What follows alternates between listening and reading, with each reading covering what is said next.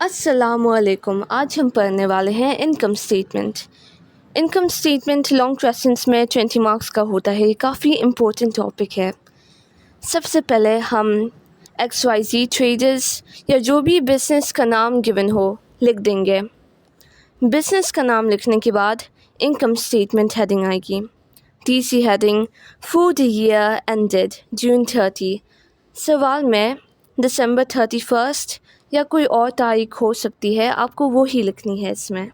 उसके बाद सबसे पहले हमारे पास सेल्स आ जाएंगी, यानी कि कोई भी बिज़नेस होता है, वो कोई चीज़ें बेचता है, वो सेल्स हो जाती हैं।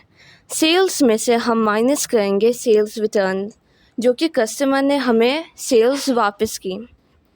सेल्स डिस्काउंट, जो हमने डिस्काउंट कस्टमर को दिया, वो भी इसमें माइनस हो जाएगा, जिसके बाद हमारे पास नेट सेल्स आ जाएंगी।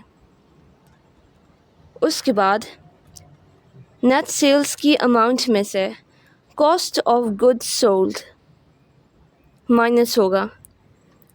लेस यानी कि minus cost of goods sold.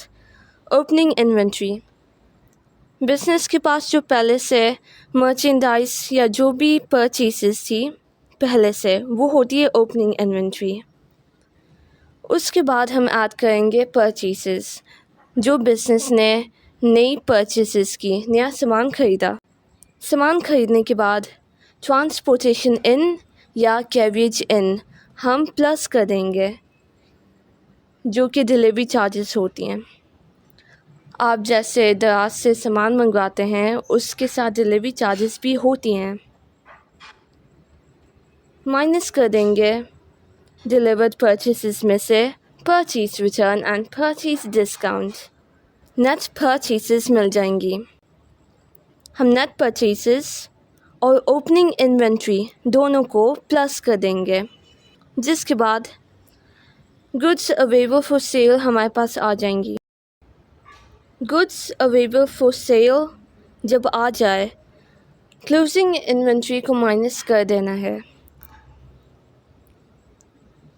जिसके बाद हमारे पास कॉस्ट ऑफ गुड्स सोल्ड आ जाएंगी।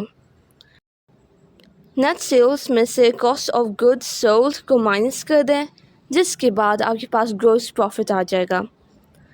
लेस ऑपरेटिंग एक्सपेंसेस, बिज़नेस को चलाने के लिए जो भी खर्चे होते हैं, वो होते हैं operating expenses. Distribution expense, selling expense, advertisement expense. Business की एडवर्टाइजमेंट का खर्चा, जनरल एक्सपेंस, यूटिलिटी बिल्स भी हो सकते हैं, सैलरी एक्सपेंसेस भी हो सकते हैं। तमाम ऑपरेटिंग एक्सपेंसेस को प्लस करने के बाद टोटल ऑपरेटिंग एक्सपेंसेस आ जाएंगी। अब gross profit minus total operating expenses के बाद ऑपरेटिंग इनकम आ जाएगी। Gross profit minus operating expenses equals operating income. Other income, interest income, commission income. एक कंपनी के पास मर्चेंडाइज सेल करने के अलावा और इनकम आती है, जो कि इंटरेस्ट से आती है, शेयर्स के ज़रिए, या कमीशन से आती है। जैसे कि सर्विस प्रोवाइडर्स होते हैं, आप किसी को सर्विसेज प्रोवाइड करते हैं। नेट इनकम आखिर में आ जाती है। समरी, सबसे पहले 3 हेडिंग्स आएंगी। बिज़नेस का नाम, income statement for the year ended. Sales आएंगी, sales returns, sales discount minus करने के बाद नेट सेल्स आएगी।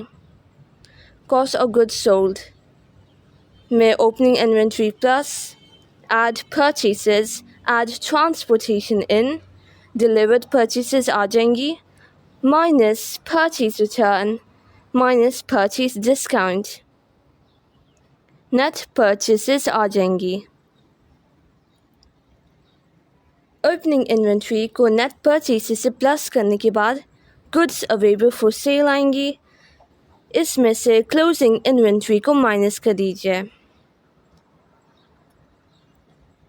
जिससे कॉस्ट ऑफ गुड्स सोल्ड आ जाएगी।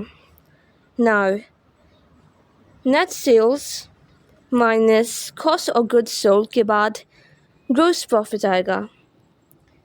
तमाम ऑपरेटिंग एक्सपेंसेस को माइनस कर लीजिए। अगर कोई अदर इनकम हो उसको प्लस कर लीजिए। आपके पास नेट इनकम या नेट लॉस आ जाएगा।